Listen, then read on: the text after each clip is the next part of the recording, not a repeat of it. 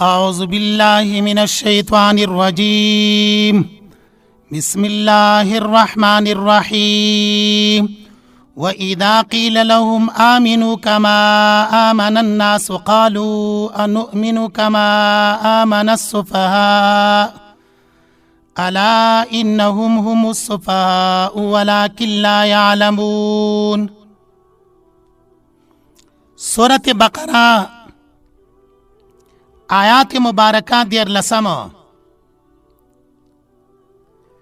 دی آیات مبارکہ تشریح او تفسیر قالوا انؤمن کما آمن السفهاء د دې زینا نننی سبق کې تفصیل او تشریح د آیات مبارکہ بیانولی شي. دی آیات مبارکہ مضمون مونږه دارنګي بیان کړی وو چې آیات مبارکہ کې امر بالمعروف دی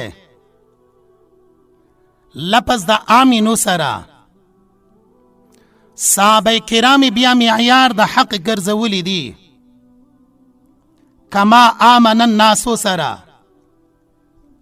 د اوسنی درس آغاز قالوا إنا معكم إنما نحن مستهزئون. د دین وړاندې د منافقانو انؤمنو کما آمن السفهاء تشریح کولی شي. حاصل د تشریح دا دی کله چې منافقانو ته وویلی شول تاسو د صحابه کرامو په شان سره ایمان راوړئ، نو دغه منافقانو په جواب کې په یو ګستاخانه لهجې سره دارنګي وویلی انؤمنو کما آمن السفهاء، آیا څه مونږ ایمان راوړو لکه څنګه چې ایمان راوړی دی بېوقفانو. سفهاء جمع د سفیه ده. لفظ د سفیه په قرآن مجید کې 11 کرتی ذکر شوی ده. سفیه د صفاحت نه غسل شوی ده. صفاحت لفظ کی معنی د خفت، سپکوالی، حرکت، یعنی په لفظ د صفاحت کی خفت، سپکوالی او حرکت معنی پرته ده. بیا جاهل سړی ته سفیه ځکه ویلی شي چې هغه هم خفیف العقل وي، ناقص العقل وي، خلک په خپله معاشره کې سپک ګڼي. نو دې آیات مبارکه کې گستاخی د منافقانو داوا چې صحابه کرامو ته به ویل یا د حق داعیانو ته به ویل انؤمنو کما آمن السفهاء، آیا مونږ ایمان راوړو لکه څنګه چې ایمان راوړی دی بېوقفانو. دا د منافقانو یو قباحت دی، یو رسالت دی. لکه بار بار مونږه بیان وکړلو چې دا 8 نمبر قباحت منافقانو ده. سوال دا راځي چې منافقانو صحابه کرامو ته العیاذ بالله د سفهاء نسبت ولی کولو؟ ولی ورته ویل چې دا خلق سفهاء بی وقفان دي؟ جواب دا ده چې منافقانو ته دا خبره ثابته شوې وه او دا ورته په ډاګه وه چې صحابه کرام د نبی کریم صلی الله علیه وسلم په مینه کې د مال نه، د ځان نه، د وطن نه، د هر څه نه تیر دي او په نبی کریم صلی الله علیه وسلم باندې مال، ځان، وطن هر څه قربانوي.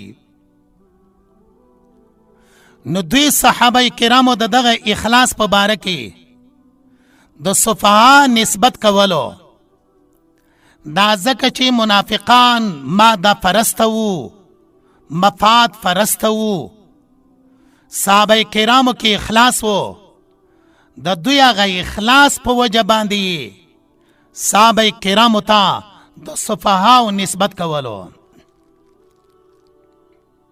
قرآن مجید کې د حضرت یهود علیه السلام قوم هم حضرت یهود علیه السلام ته نسبت صفحات کړی وو. دا لفظ د چا؟ لفظ د صفحات په اعتبار د معنا لغوي سره، شرعي معنا سره صفحات هغه شخص ته شرعاً سفیه ویلی شي چې په دین باندې نه پوهیږي، لکه د حضرت ابراهیم علیه السلام د ملت نه چې څوک اعراض وکي هغوی ته هم سفیه ویل شوي دي. الا من سفیها نفسه، سورة بقره 142 نمبر آیات کې براشي. دارنګي چې چا د رسول الله صلی الله علیه وسلم په عمل باندې اعتراض وکړلو، تعلیمی رادیو هغه ته هم په قرآن پاک کې نسبت ته سفیه شوی دی.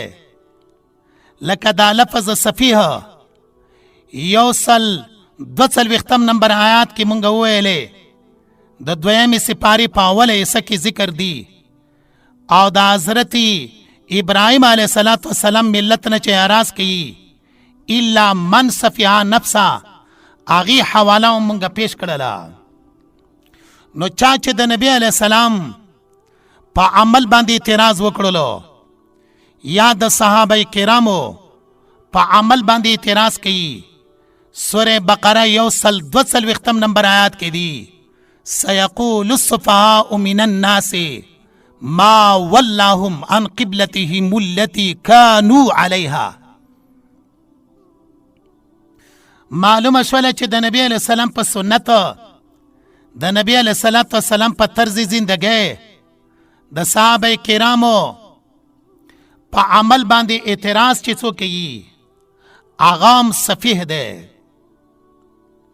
دارنګې دا لفظ د صفحات نسبت هغه چاته هم شوی دی چې الله پاک نه غیر مناسبه سوال کوي. سورة اعراف 155 نمبر آیات کې با داغي وضاحت ان شاء الله تعالی راشي. نو دا هغه آیات مبارکه ده چې د منافقانو اتم قباحت کما آمن السفهاء الفاظ سره ذکر کړلو.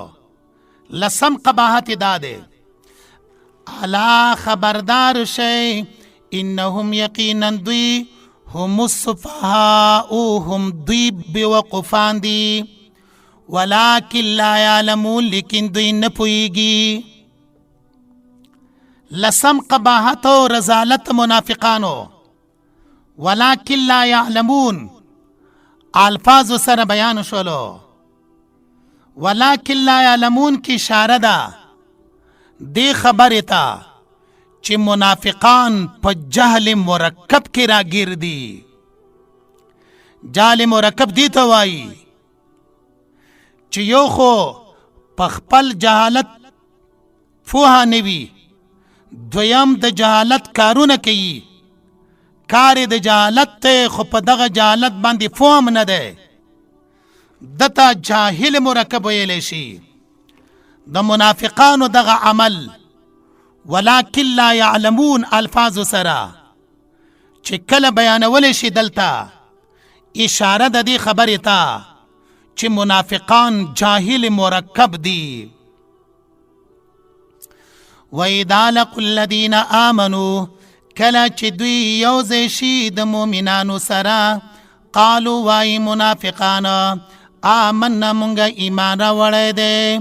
وَإِذَا خَلَوْا کله چې دوی لاړ شي الى شیاطینهم خپلو مشرانو ته قالوا نو وای ورته منافقان انا معکم یقینا مونږه ملګري یو ستاسو، انما نحن مستهزئون یقینا مونږه ټوکی کوو په مؤمنانو پوری. دی آیات مبارکه کې د منافقانو 11 او 12 قباحت بیان شوی ده. 11 قباحت په دې الفاظو سره بیانېږي. انا معکم، اقرار د منافقانو د کافرانو په معیت و مرګلتیا سره. اقرار د منافقانو د کافرانو په معیت و مرګلتیا سره. دا د منافقانو 11 قباحت او رذالت شولو. دارنګي 12 قباحت د منافقانو په دې الفاظو سره بیانېږي. انما نحن مستهزئون. هغه دا چې منافقان وایي، اقرار کوي چې مونږ په صحابه کرامو پوری د نبی علیه الصلاة والسلام په طریقې پوری استهزاء کوو. نو دیزه پوری 12 قباحتونه د منافقانو په ترتیب سره بیان کړل شولو. راځو د آیات مبارکه تشریح د مفردات وتا او داغه مفردات و تشریح دارنګي کوو. دلته کې اول لفظ د واذا لقوا الذين آمنوا ده، لفظ د لقوا ده. واذا لقوا الذين، کله چې دوی ملاو شي دا کسانو سره چې ایمان راوړی دی، ملاقات وشي د مسلمانانو سره. سوال دا راځي چې دا لفظ د لقا دلته ولې منتخب شولو؟ لقوا الذین الفاظ مبارکه ولې منتخب شولو؟ د دغه الفاظ لطائف رازونه خو ډیر زیات دي، خو یو راز او یو حکمت دارنګي بیان کړی ده چې لقا خپل معنا ده د چا سره بغیر د لوز نه ناڅاپه ملاقات کولو، یا د چا مندل بغیر د لوز نه. یو تن سره تا لوز نه دی کړی، ناڅاپه د هغه سره د ملاقات وشولو، دې ته په عربۍ ژبه کې لقا الفاظ ویلی شي. اوس دې خبرې ته راځو چې دغه الفاظ ولې منتخب شوله. جواب دا دی د منافقانو ملاقاتونه د مؤمنانو سره کله نا کله به وو. دوی په اصل کې د کفارو د مجلس خلق وو، د مسلمانانو د مجلس خلق نه وو. د دې خبرې وضاحت لپاره چې منافقان د مسلمانانو د مؤمنانو د مجلس خلق نه دي.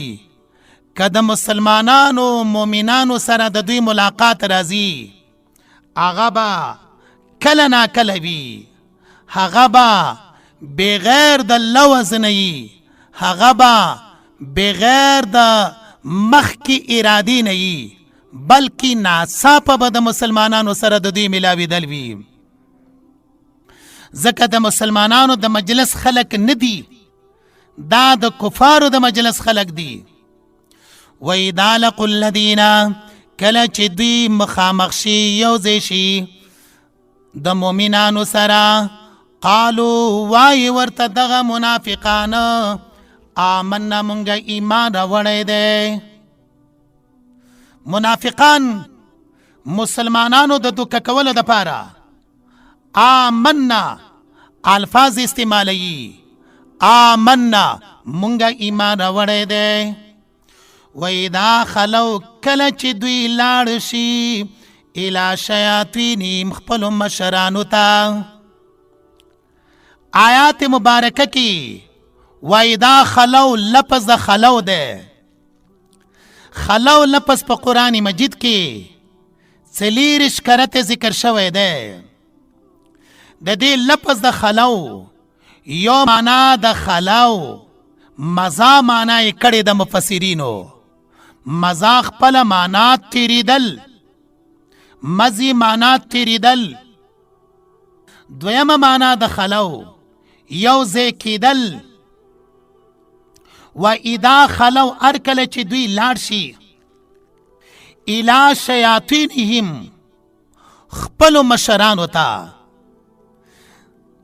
کله چې دا لفظ د خلو معنا یو ځای کیدل شي نو د چا سره چې د یو ځای کیدلو پروګرام د چا وي نو د هغې دوه صورتونه دي. یو دا دی چې د مسخرې په تور سره وي، دویم دا دی چې د مسخرې په تور سره نه وي. که چېرته د مسخرو په تور سره وي نو بیا علما فرمایي په سله کې با راځي. که بغیر د مسخرو نه وي نو بیا یې په سله کې لفظ د اله راځي. دلته آیات مبارکه کې وَإِذَا خَلَوْا أَرْكَلَ چې دوی لاړ شي إِلَىٰ شَيَاطِينِهِمْ خپلو مشرانو ته. سوال دا راځي چې آیات مبارکه کې شیاطین دی، ترجمه یې مونږ کوو په مشرانو سره. نو دا ترجمه په مشرانو سره ولې کوو؟ جواب دا دی چې إِلَىٰ شَيَاطِينِهِمْ مراد شیاطین نه د دوی مشران دي. دلیل پاغي باندې هم ضمیر ده. و اذا خلو الى شیاطینهم دا هم او هم ضمیر د دې خبرې دلیل ده چې دلته کې د شیطانانو نه مراد جنات پیریان ندی بلکې د دوی مشران ترینه مراد دي. بیا سوال دا راځي چې الی شیاطینهم د شیاطینو اضافت وکړلو هم ضمیر ته، نو دا اضافت ولی وشولو؟ جواب په دې اضافت کې اشاره د دې خبرې طرف ته چې صفت شیطانت کې مشران د دوی کشران د دوی ټول یو شانته دي. صفت شیطانت کې د یو بل سره شریک دي. ځکه آیات مبارکه کې الی شیاطینهم مشران خپلو ته. اوس لفظ د شیطان وضاحت مفسرینو دارنګې کړی ده. لفظ شیطان په ټول قرآن مجید کې چې کله مونږ ولټو اتیا کرتی ذکر شوی ده. شیطان ته شیطان ولی وایي؟ شیطان ته شیطان ولی ویلی شي؟ د دې دپاره مفسرین کرام فرمایي لفظ د شیطان د شطنه لفظ نه راغستل شوی ده. شطنه خپله معنا ده البعد، لرېوالی. شیطان ته شیطان ولی وایي؟ ځکه شیطان د الله پاک د رحمت نه لرې دی. دویم دا دی چې دا لفظ د شیطان د شاته لفظ نه راغستل شوی دی. شاطخوا معنی د بطلا. شیطان هم باطل قولونه باطل عملونه انسانانو ته مزین کوي، ورته ښایسته کوي. نو دوه توجیهات موږ وکړله. یو دا دی چې شیطان ته شیطان د دې وجې نه ویلی شي چې دا د لفظ د شطنه نه ماخوذ دی، معنی یې لرېوالی دی، دی د الله د رحمت نه لرې دی. الله پاک د خپل رحمت نه وشړلو فخرج فانک رجیم، اوزه زما د دربار نه ځکه ته رټل شوی یې. او بیا الله پاک لعنت ویلی ده په شیطان باندې.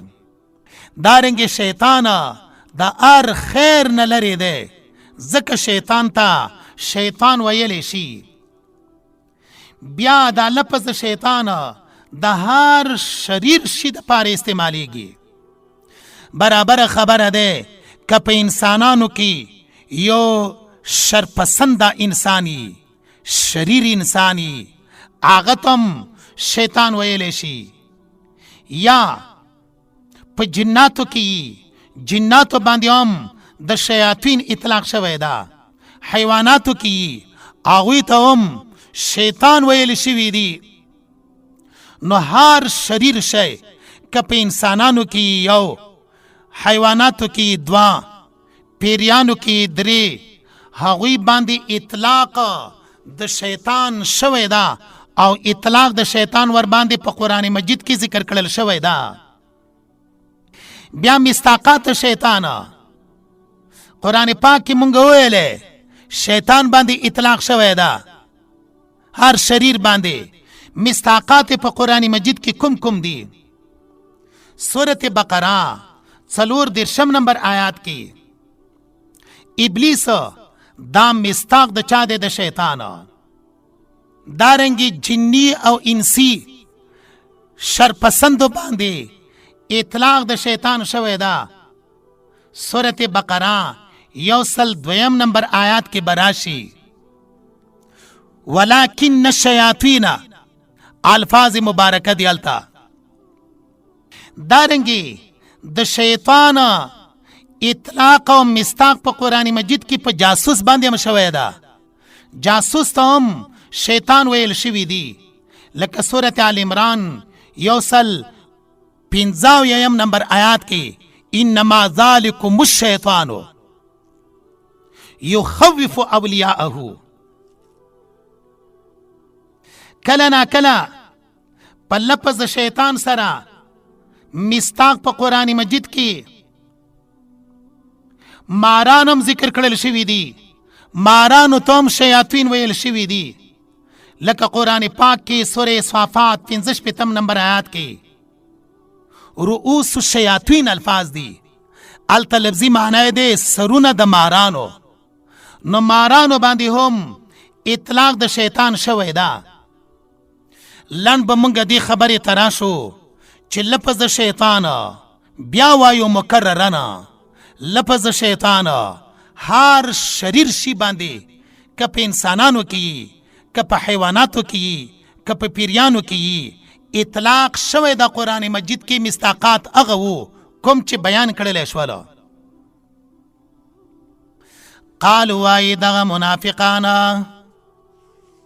چاته وای؟ خپل مشرانو ته وای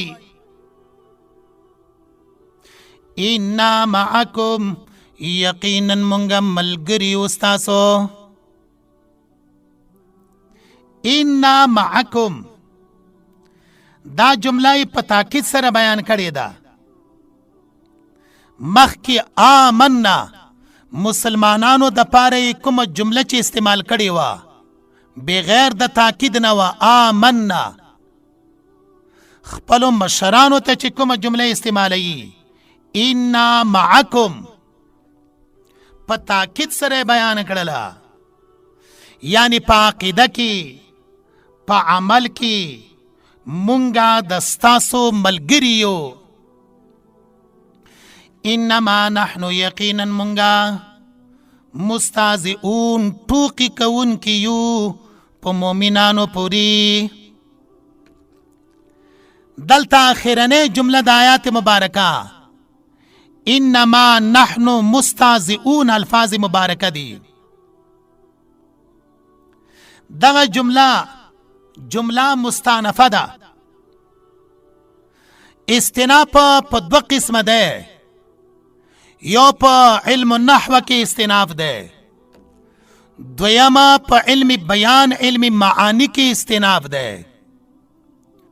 علم النحو کې عبارت ده استناف چې یوې جملې د مخکینې جملې سره د ترکیب په لحاظ سره تعلق نوي، هغې ته استناف ویلی شي په علم النحو کې.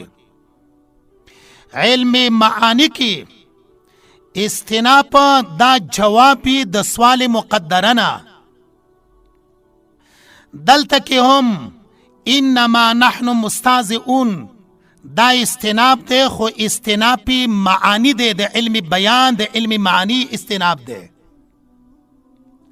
جواب د یو سوال نه حاصل د سوال دا دی چې دوی ته مشرانو وویلې تاسو مونږ ته دلته وایې انا معکم چې مونږه ستاسو ملګري یو او په تاکید سره راته وایې حالان کې د مسلمانانو د وړاندې تاسو په خپله اقرار کړی وو تاسو په خپله اعتراف کړی وو آمنا. نو دا کشران منافقان خپلو مشرانو منافقانو ته وایي انما نحن مستهزئون مونږ چې مسلمانانو ته آمنا الفاظ ویلی دي دا الفاظ ما د زړه نه دي ویلي دا الفاظ ما د عقیدې په بنیاد نه دي ویلي دغه الفاظو کې مونږه مسلمانانو پورې ټوکی کوله یعنی آمنا الفاظ زمونږه د عقیدې آواز نه دی زمونږ د ضمیر آواز نه دی بلکې دغه الفاظو مؤمنانو د وړاندې د استهزاء په طور سره د ټوکو په طور سره د مسخرو په طور سره ویلی دي نور عقیدوي طور سره انا معکم. بیا عربی ژبه کې یو لفظ د سخریه دی یو لفظ د استهزاء دی د دې دواړو الفاظو په مابین کې لږ فرق شته خو اول دا لفظ د استهزاء باندې لږ تم کیږو مستهزئون دا لفظ د حس انا غسل شوی ده حس په لغت کې خفت ته ویل کیږي او بیا د استهزاء د سخریه په مابین کې فرق دا دی سخریه اکثر په اشخاصو پوری کولی شي په افرادو پوری کولی شي استهزاء دا بیا عام دی په اقوالو پوری افعالو پوری احوالو پوری امدارنګ اشخاصو متعلقه لنډه دا چې آیات مبارکه کې مستهزئون استهزاء بیان کړله سخریه بیان نه کړله د پاره د زیادت تعمیم د زیات عموم د پاره عاموالی د پاره لفظ استهزاء ذکر کړلو کچرته سخریه لفظ وای نو بیا به دا معنا وا چې د مسلمانانو په افرادو پوری د مسلمانانو په اشخاصو پوری مونږه ټوکی کوو مسخري کوو دلته کې لفظ د استهزاء کې اشاره شوله چې د مسلمانانو قولونه یو د مسلمانانو عملونه فعلونه دوا د مسلمانانو احوال صفات درې د مسلمانانو اشخاص شخصیتونه دی ټول پوری مونږه ټوکی کوو نو چې کله په دې لفظ د استهزاء کې عموم وو په نسبت سره سخریه ته نو قرآن مجید کې انما نحن مستهزئون استهزاء الفاظ بیان شولا د سخریه الفاظ ذکر نکشولا الله پاکا یستهزئو بدل د ټوکو باور کی بهم دوی لرا ويمدهم زیاتوی دوی لرا فی طغیانیم په سرکشی د دوی کی یعمهون په داسې حال کې چې حیران بوي دا د سورة بقره 15 نمبر آیات مبارکه ده دی آیات مبارکه کی سزا دنیوی آمدارنگی اخروی دواړه بیان شوی دی او بیا پم دغه آیات مبارکه کې 14 قباحت د منافقانو په ګوته شوی دا چې هغه فی طغیانهم طغیان سرکشی د منافقانو ده. نو دا د آیات مبارکه مضمون شولو، سزا دنیوي همدارنګې اخروي، او 14 نمبر قباحت او رذالت او خباثت د منافقانو په 15 نمبر آیات سورة بقره کې ذکر کړل شوی ده. الله پاک یستهزئ بدله د ټوک ورکی. سوال دا راځي چې آیات مبارکه په لفظ د الله سره شروع شولو، ابتدای د لفظ د الله نه وشوله، په داسې طریقې الله یستهزئ بهم. نو لفظ د الله سره آغاز او شروع د آیات مبارکه ولی وشوله؟ جواب، لفظ د الله سره اشاره ده چې دا راتلونکی کار چې هغه یستهزئ بهم ده، دا کار الله پاک پخپله کوي. دا کار الله پاک پخپله کوي. یستهزئ بهم ویمدهم فی طغیانهم یعمهون. ځکه لفظ دا الله ذکر کړلی شولو. سوال دا راځي چې دلته لفظ د الله نه وروسته یستهزئ الفاظ دي، استهزاء اسناد الله پاک ته څنګه وشولو؟ استهزاء ټوکی دا خو ښه صفت نه دی، څنګه الله پاک ته اسناد د استهزاء شوی ده؟ جواب دا دی چې علماء کرامو کوم مفسرین متقدمین او متاخرین دي، هغوی د دې تفسیر بیان کړی دی.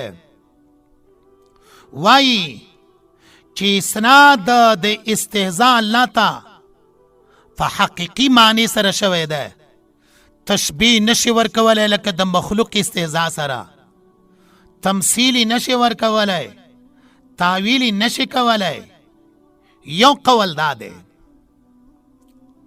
لکه تفسیر ابن عباس رضی الله تعالی عنهما کې دی، یسخر بهم للنقمة، الله پاک به په دوی پورې ټوکی وکي د انتقام او د بدلې په وجه باندې. نو دغه نسبت دغه اسناد دا الله پاک ته شوی ده، مونږ ته د هغې تفصیل نه دی معلومه. لکه تفسیر ابن عباس رضی الله تعالی عنهما نه مو جمله راواغستله. نو دلته آیات مبارکه کې الله یستهزئ بهم، الله پاک با ټوکی وکي په دوی پورې. اوس علماء کرام بیا فرمایي چې دا صورت استهزاء او د شکل به څنګه وي؟ نو د هغې په باره کې بیا فرمایي چې الله پاک به په پل صراط باندې دوی ته نور ښکاره کي. منافقان چې کله هلته ورنږدې شي نو دغه نور به الله پاک ترېنه ختم کی، لکه سورة حدیده 14 نمبر آیات کې به ذکر کړلی شي. یا دا دی چې قیامت کې به دوی ته جنت طرف ته دروازه خلاصه شي، کله چې دوی ور روان شي دروازه به بند کړلی شي، جهنم ته به داخل کړلی شي. د دوی دغه منظر چې کله مسلمانانو ګوري نو دوی پورې به خنداګانې وکړي، لکه سورې مطففین کې به انشاءالله تعالی ذکر شي. بعض مفسرین فرمایي چې استهزاء د طرفه د الله په دوی پورې دارنګې ده چې په دنیا کې په دوی باندې احکام د شرع جاری کړي دي، او په آخرت کې به ورته ابدي عذابي ثواب به نه وي. دی وجنه آیات مبارکه کې الله پاک یستهزئ بدله د ټوکو به ورکي بهم دوی لره یستهزئ بهم بدله د ټوکو به الله پاک ورکي بهم دوی لره.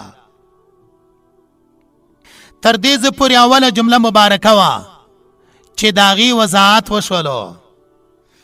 دې نه وروسته ویمدهم الفاظ مبارکه دي. ویمدهم زیاتوي دوی لره فی طغیانهم په سرکشۍ د دوی کې. یمدهم لفظ د مد دا چې کله مجرد وي نو معنی زیادت سره کولی شي، کله چې مزید ته منتقل شي معنی په مهلت سره کولی شي. دلته کې مفسرینو یمدهم تفسیر کړه دی په یزیدهم سره، نو موږ به په پښتو کې ترجمه دارنګې کوو ویمدهم زیاتوي دوی لره الله پاک، سیوا کوي الله پاک دوی لره فی طغیانهم په سرکشۍ د دوی کې. دا لفظ د طغیان تعلق ده یمدهم سره ده. بیا لفظ د طغیان دلته ذکر شوی ده. طغیان خپل معنا ده تجاوز کول، عقیده کې تجاوز وکي طغیان ده، عمل کې تجاوز وکي طغیان ده، مقدار کې تجاوز وکي طغیان ده، کیفیت کې طغیان ده. بیا دا لفظ د طغیان شامل ده کفر تا، ځکه عقیده کې تجاوز شوی ده، د توحید نه شرک تا. دارنګې دا لفظ د طغیان ټول انواع د گمراهۍ ته شامل دی. نو ځکه لفظ د طغیان دلته کې ذکر کړل شوی ده. ویمدهم زیاتوي دوی لره فی طغیانهم په سرکشۍ د دوی کې یعمهون په داسې حال کې چې حیران بوي. آیات مبارکه لفظ د یعمهون باندې ختم شولو. یو لفظ د عمی ده عین میم یی، یعنی چې آخره کې یاوي. دویم لفظ د عمه ده عین میم هی چې آخره کې هاوي. عمی د سر د سترګو ړوندوالي ته عمین ویلی شي، او کله چې د زړه سترګې ړندې شي هغې ته لفظ د عمه ویلی شي. دلته آیات مبارکه کې یعمهون لفظ د عمه ده، یعنی د دوی د زړه سترګې ړندې دي. نو د سر سترګې چې کله ړندې شي ړندې وي هغې ته په عربۍ کې عمی وایي، او د زړه سترګې چې کله ړندې وي ړندې شي هغې ته لفظ د عمه ویلی شي. قرآن مجید کې دی فإنها لا تعمى الأبصار ولكن تعمى القلوب التي في الصدور. د دوی د سر سترګې ړندې نه دي بلکې د زړه سترګې ړندې دي. سورة حج 146 نمبر آیات کې به د هغې وضاحت راشي. آیات مبارکه ویمدهم فی طغیانهم یعمهون، دا طغیان لفظ نه وروسته یعمهون د عمه لفظ ده. اشاره ده دې خبرې ته چې یو د الله پاک د اطاعت کارونه دي، دویم د الله پاک نه د بغاوت کارونه دي. د الله پاک نه د بغاوت چې څومره کارونه دي پاغي کې اطمینان نشتا، سکون نشتا، تسلی نشتا، هغه سرګردانی ده، هغه پریشانی ده د هر ګناهکار. که یو تن شراب وسکي سید دی یو ګنټې 2 ګنټو د پاره به دی په مستۍ کې وي، لیکن وروسته به پریشانه وي. دارنګې که یو سړی په بدفعلۍ کې وي سید څه وخته پورې به دی خوشحاله وي، خو د هغې نه وروسته به بیا دی پریشانه وي، دی به په غم کې ککړ وي. لنډه دا چې د ګناه څومره کارونه دي دا سبب د اطمینان او د تسلی نه دي، هغه ټول کارونه سبب د پاره د پریشانۍ او د حیرانګۍ دي. لکه قرآن مجید کې الله جل جلاله فرمایي الا بذکر الله تطمئن القلوب، خاص ته الله په ذکر باندې تسلی د زړونو راځي.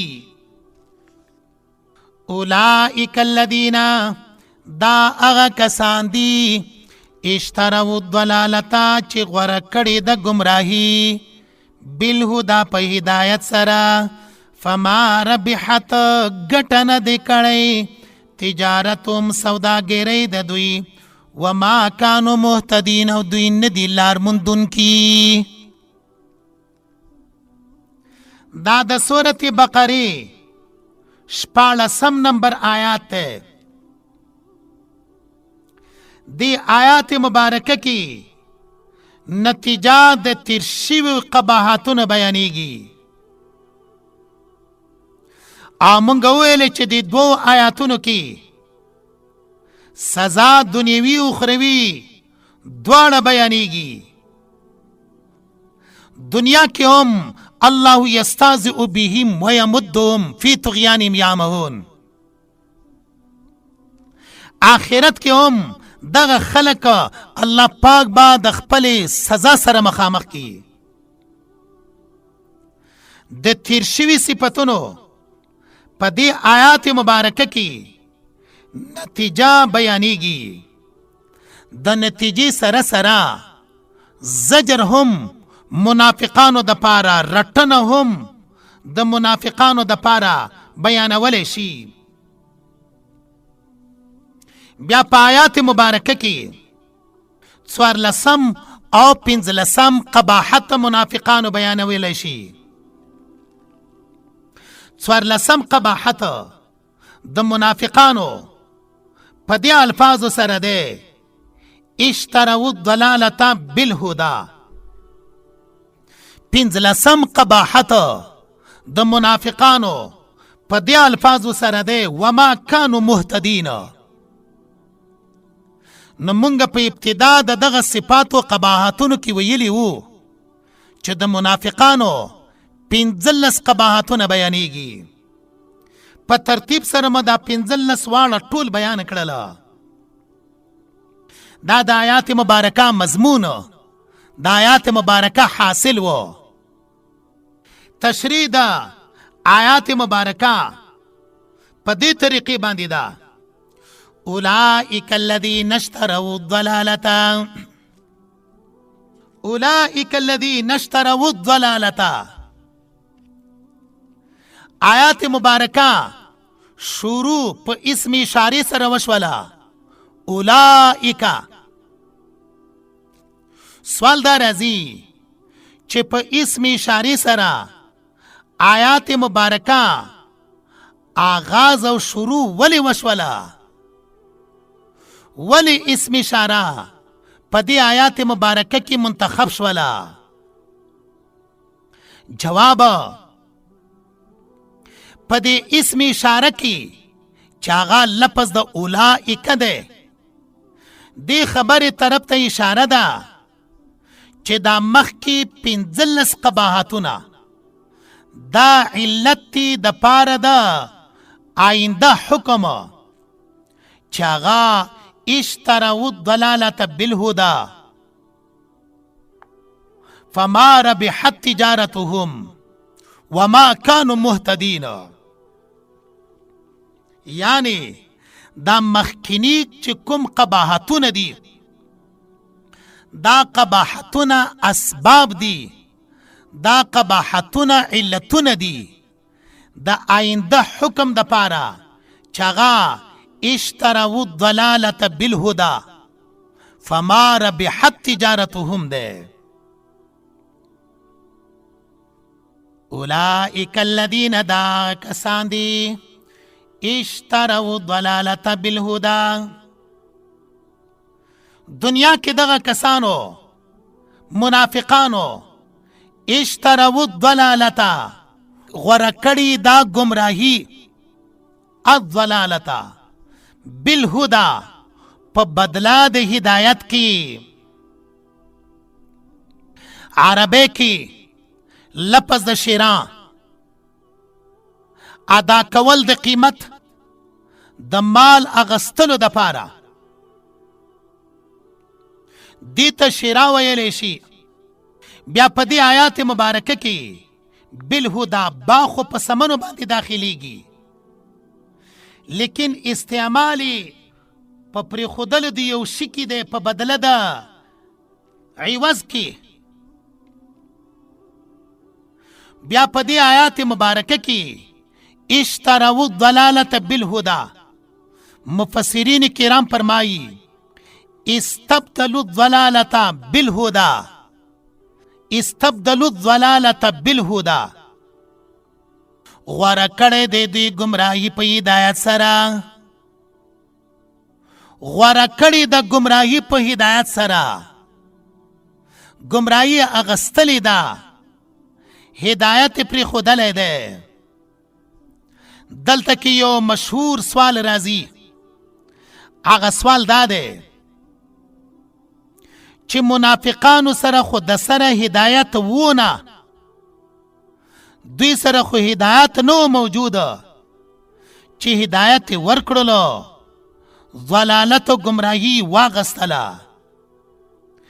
جواب مفسرینو په داسې طریقې باندې کړی ده کله چې منافقانو مسلمانانو د وړاندې آمنا بالله و بالیوم الاخر الفاظ ویل، نو آمنا بالله و بالیوم الاخر دا هدایت لسانی ده، دا د ژبې هدایت ده. نو دا د ژبې هدایت، دا د لسان هدایت، دا زبانی هدایت. آمنا بالله و بالیوم الاخر د دوی سره وو، هغه ختم کړلو، هغه ور کړلو. دویم جواب دا دی منافقانو سره هم هدایت وو، هغه دا چې حدیث مبارکه کې دی کل مولودنا یولد علی الفطرة فابواه یهودانه او ینصرانه او یمجسانه. هر بچی چې زیږیږي دنیا ته راځي آغا په فطرت اسلامی باندې راځي، آغا سره هدایت فطری وی. منافقانو سره هم هدایت فطری وو، خو دغه هدایت فطری ورکړلو گمراهی غوره کړله. ځکه الله جل جلاله فرمایي اولئک الذین اشتروا الضلالة بالهدى.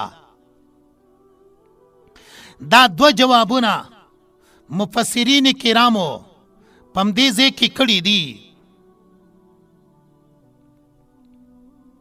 او دغه دواړه مفسرینو نقل کړي دي. سوال دا راځي چې آیات مبارکه کې اشتروا الضلالة د گمراهۍ د غوره کولو دپاره لفظ د شرا ذکر شوی ده.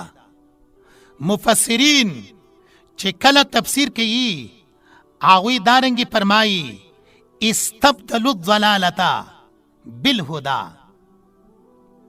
حاصل دا دی چې د شرا تفسیر مفسرین په استبدال بدلولو سره کوي. نو الله جل جلاله اشتروا الضلالة شرا لفظ ولی ذکر کړلو؟ شرا لفظ ولی منتخب کړلی شولو؟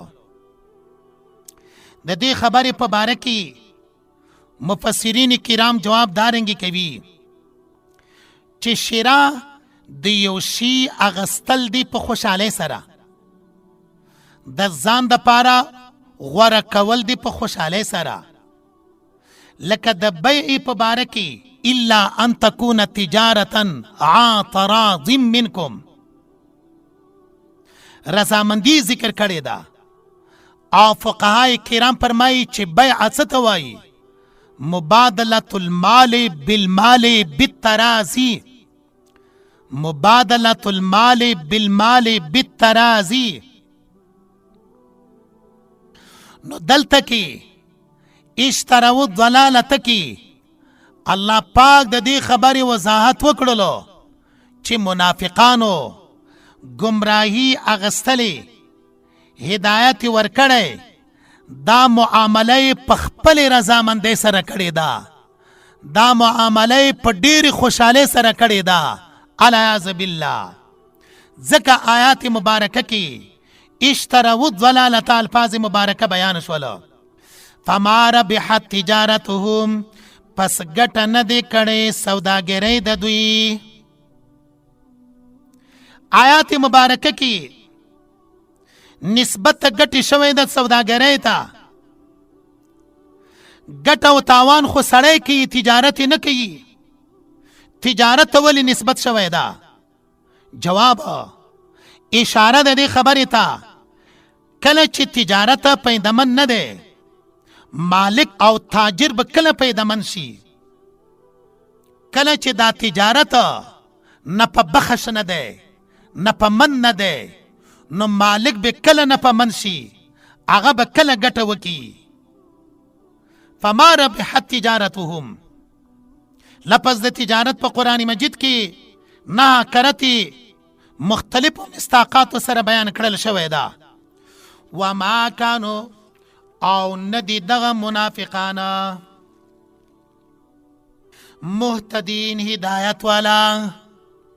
تر دې ځای پورې د سورة بقرې 14 آیاتونه د منافقانو ومن الناس من یقول آمنا بالله وبالیوم الاخرین 15 قباحتونه سزا دنیوي اخروي بیان کړلی شوله. دا د دغه آیاتونو مبارکو تفسیر او تشریح الله دې مونږ ټولو ته د عمل کولو توفیق نصیب کړي. د خیر خصلتونه دې الله پاک په مونږ کې راولي، بدو منافقانه خصلتونو نه دې الله پاک مونږ ټول بچ کړي. واخر دعوانا ان الحمد لله رب العالمین.